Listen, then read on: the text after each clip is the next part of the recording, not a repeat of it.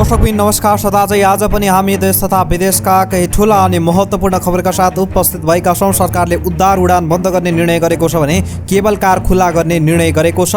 यसबारे विशेष जानकारी दिन गइरहेका छौं भने गुलमान घिसिङको ठाउँमा हितेन्द्र साक्यलाई नियुक्ति गरिएको छ। 3 करोडको आश मरेको छ। दर्शकबिनहरू यसबारे विशेष श्रृङ्खला प्रस्तुत गर्न गइरहेका छौं भने देशभर चिसो बढेको छ, कता कता चिसो बढेको छ, त्यसबारे विशेष जानकारी दिन गइरहेका छौं। त्यस्तै कोरोना भाइरसको भ्याक्सिन अर्को महिना आउने निश्चित भएको छ। यसबारे पनि तपाईलाई हामी जानकारी दिनेछौं। त्यस्तै पबजी खेलबाटै नेपालीले गर्व महसुस गर्ने काम भएको छ। यसबारे तपाईलाई विशेष जानकारी दिन गइरहेका छौं भने कक्षा 12 को परीक्षाबारे पनि जानकारी दिन गइरहेका छौं। त्यस्तै जनकपुर जयनगर रेल सञ्चालन नियमित हुने भएको छ। यसबारे पनि तपाईलाई जानकारी दिन गइरहेका छौं भने दशैंपछि खाद्यान्नमा वृद्धि भएको छ। कतिले कुन सामान वृद्धि भएको छ यसबारे जानकारी दिन गइरहेका छौं भने तपाई होम आइसोलेसनमा बसिरहनु भएको छ भने अब तपाईलाई निगरानी गर्न स्वास्थ्यकर्मी परिचालन गरिने भएको छ। यसबारे पनि तपाईले जानकारी पाउनुहुनेछ भने यसपालिको भाइटिकाको उत्तम सायद कति बजे छ त यसबारे तपाईलाई पूरा जानकारी दिनेछौं। भिडियोलाई अन्तिमसम्म हेर्नुहोला। हाम्रो यो मेहनतको लागि एउटा सानो लाइक गर्न नभुल्नु होला। च्यानलमा नयाँ हुनुहुन्छ भने सब्स्क्राइब गरेर जोडिनु होला र सँगै रहेको घण्टीलाई दबाई अलमा प्रेस गर्न पनि नबिर्सनु होला। कोभिड-19 सङ्कट व्यवस्थापन केन्द्र सिसिएमसीले कोरोनाका कारण विदेशमा अल्पत्र परेका नेपालीको उद्धार सकिएकाले उद्धार उडान बन्द गर्न सरकारलाई सिफारिस गरेको छ। अहिलेसम्म 1,36,216 जनाको उद्धार गरी स्वदेश फर्काएको भन्दै सिसिएमसीले उद्धार उडान बन्द गर्न सरकारलाई सिफारिस गरेको हो। विभिन्न देशमा रहेका नेपाली कूटनीतिक नियोगहरूले लगभग उद्धारको काम सकिएको जानकारी गराएपछि उद्धार उडान बन्द गर्न सरकारलाई सिफारिस गर्ने निर्णय भएको प्रधानमन्त्री तथा मन्त्रिपरिषद कार्यालयका सचिव महेन्द्र प्रसाद गुरागाईले बताएका छन्। कुनै देशबाट फेरि उद्धार गरी ल्याउनु पर्ने अवस्था नियमित उडानबाट नै ल्याउने व्यवस्था मिलाउनु पर्ने सिसिएमसीको निर्णय छ। त्यसैगरी सीमा नाका हुँदै नेपाल भित्रिने 16 वटा प्रवेश बिन्दु रहेकोमा बैतडीको झुलाघाट नाका सुरु गर्ने निर्णय पनि गरेको छ। त्यसैगरी केबल कार, जंगल सफारी र साहसिक पर्यटकको क्षेत्र खुला गर्न पनि सरकारलाई सिफारिस गरिएको उहाँले बताउनुभयो।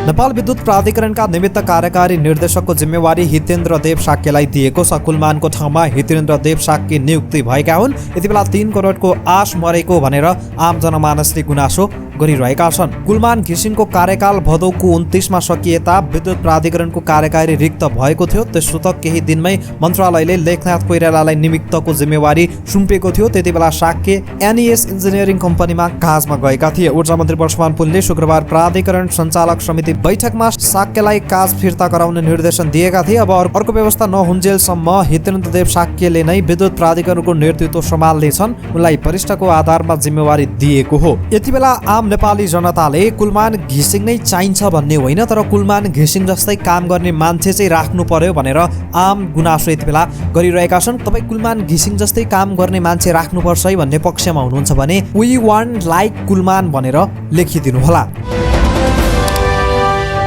एस्ट्राजेनेका फार्मास्युटिकल्सले कोभिड-19 विरुद्धको औषधि बजारमा चाँडै आउने दाबी गरेको छ। कोभिड-19 विरुद्धको औषधि निर्माण गरिरहेको कम्पनी एस्ट्राजेनेकाको फार्मास्युटिकल्सको प्रबन्ध पास्कल सोरिएजको 2021 को जनवरीतिरै कोभिड-19 विरुद्धको औषधि आउने बताउनु भएको छ।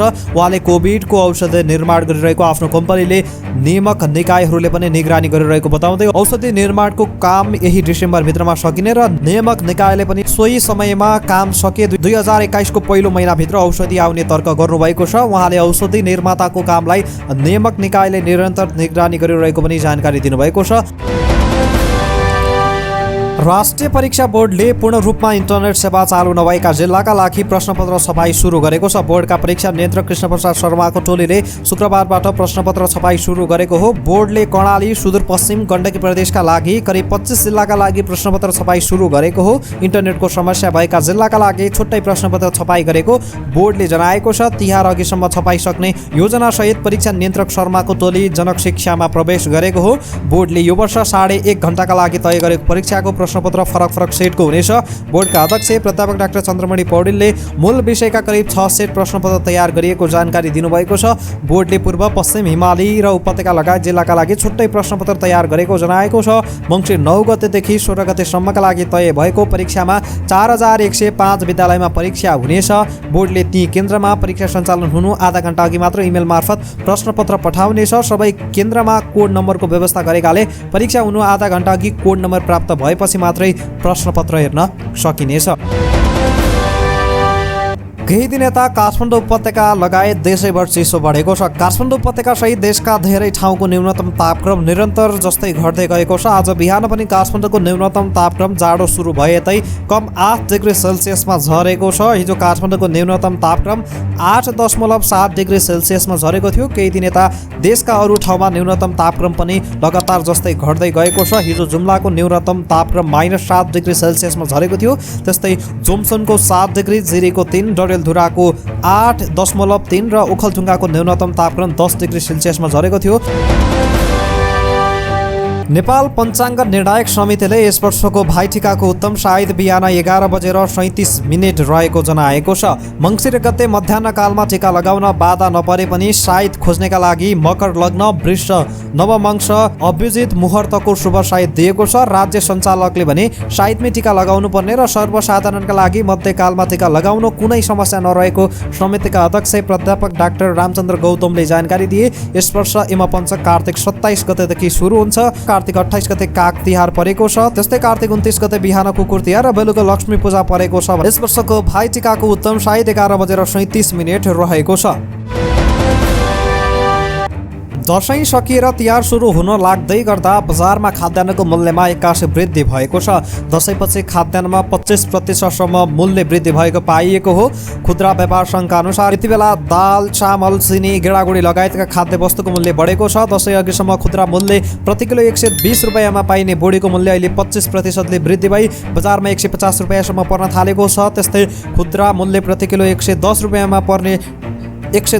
पर्ने चनाको मूल्य यति बेला करिब 14% वृद्धि हुँदै 125 रुपियाँसम्म पर्न थालेको छ। त्यसै गरी हरियो केराउको मूल्य पनि बढेको छ। त्यसै गरी तोरीको तेल प्रति लिटर 13% वृद्धि भई 230बाट 260 रुपियाँ पुगेको छ। त्यसै गरी भटमासको तेलको मूल्य करिब 14% वृद्धि हुँदै प्रति लिटर 150बाट 170 रुपियाँसम्म पुगेको छ। नेपालमा दशैं, तिहार, छठ पर्व जस्ता चाडपर्वमा समयमा तेलको माग बढ्ने भएकाले पनि मूल्य वृद्धि हुने गरेको व्यापारीहरूको भनाइ छ। यसरी दशैंपछि खाद्यान्नमा 25%सम्म मूल्य वृद्धि भएको छ। जनकपुर जयनगर रेल मार्गमा नियमित रेल सञ्चालनका लागि तयारी अघि बढाइएको छ। गत महिना भारतबाट रेल आएसँगै नियमित सञ्चालनका लागि जनशक्ति व्यवस्थापन, कानुन निर्माण, आवश्यक पूर्वाधार लगायतको तयारी भइरहेको हो। कोभिड-19 संक्रमणका कारण तत्काल रेल सञ्चालन गर्न नसकिने भए पनि स्थिति सहज हुनसाथ जनशक्ति व्यवस्थापन गरी सञ्चालनका लागि तयारी भइरहेको नेपाल रेलवे कम्पनीले जनाएको छ। नेपाली पब्जी टिमले PUBG mobile pro league south एसियाको उपाधि जितेको छ। पब्जी टिम एभररस्ट स्लेयरले उपाधिसँगै $40,000 अर्थात् नेपाली 47,40,000 रुपियाँ जित्न सफल भएको हो। त्यस्तै प्रतियोगिताको दोस्रो स्थानमा पनि नेपाली टिमले नै जितेको छ। Team the real soldier first runner up हुँदै $20,000 अर्थात् नेपाली 23,70,000 रुपियाँ जित्न सफल भएको छ। यी दुवै Nepali team PUBG mobile global championship स्टलका लागि पनि छनौट भएका छन्। यो च्याम्पियनसिपको विजेता 23,70,00,000 रुपियाँ हात पार्नेछन्। घरमा बसेका संक्रमितहरू आत्तिने र बारम्बार अस्पतालमा फोन गर्न थालेपछि अब सरकारले संक्रमित बसेका घर घरमा स्वास्थ्य कर्मी पठाउने भएको छ।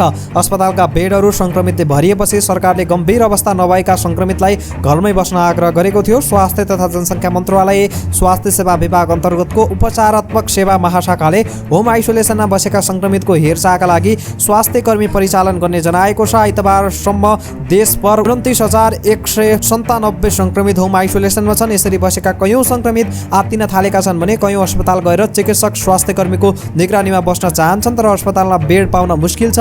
बेड पाए पनि धेरै दिन अस्पताल बस्दा खर्च धान्न पनि मुस्किल छ। यस्तो स्थितिमा गम्भीर नभएका संक्रमितलाई स्वास्थ्य कर्मीले घरमै गएर सामान्य स्वास्थ्य जाँच सल्लाह सुझाव दिन आवश्यक महसुस गरेको स्वास्थ्य कर्मी परिचालन गर्न लागेको उपचारात्मक सेवा महाशाखाले जनाएको छ। अब होम आइसोलेसनमा रहेका संक्रमितको निगरानी गर्न सरकारले स्वास्थ्य कर्मी परिचालन गर्ने भएको छ। दर्शकबिन दिनै थिए आजका केही ठुला अनि महत्त्वपूर्ण खबरहरू। तपाईँलाई आजको भिडियो कस्तो लाग्यो? जस्तो लाग्यो त्यस्तै प्रतिक्रिया दिन नबिर्सनुहोला। भोलि हामी यही समयमा मुख्य ताजा खबरका साथ फेरि पनि उपस्थित हुनेछौँ। आजको लागि यति नै। हस्त नमस्ते।